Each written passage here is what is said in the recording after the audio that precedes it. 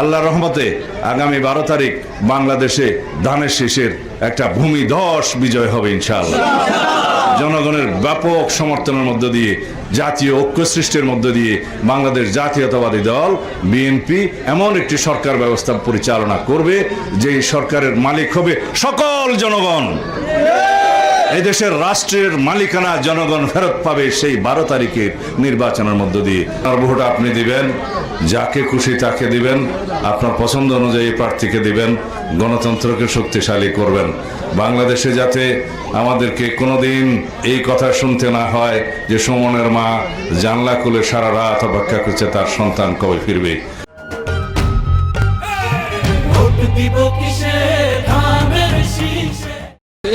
কোনো মাকে যেন তার সন্তান হারানোর বেদনা অনুভব করতে না হয় ভবিষ্যতে। যারা গণতন্ত্রের দাবিতে সংগ্রাম করেছে তাদেরকে মর্যাদাবান করতে হবে। যারা ছাত্র গণ অভ্যুত্থানে 2 চোখের আলো হারিয়েছে, 1 চোখের আলো হারিয়েছে, তার সন্তানদের চোখের মধ্য দিয়ে যেন সেই অন্ধ মানুষ দেখতে পারে যে ভবিষ্যতের গণতন্ত্র শক্তিশালী হয়েছে। যারা দেশের মানুষের জন্য আমরা কি পরিকল্পনা করছি, আমাদের কি প্ল্যান আছে, সেটা আমাদের জানানো উচিত।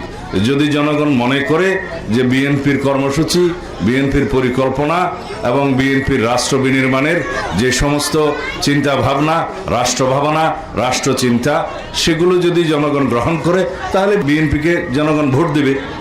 এটাই হওয়া উচিত। যদি অন্য কোনো দলের কোনো পরিকল্পনা থাকে দেশবাসীর জন্য, তারা সেটা প্রকাশ করবে। যদি তাদের সেটা ভালো লাগে তাহলে তাদেরকে জনগণ সমর্থন করবে।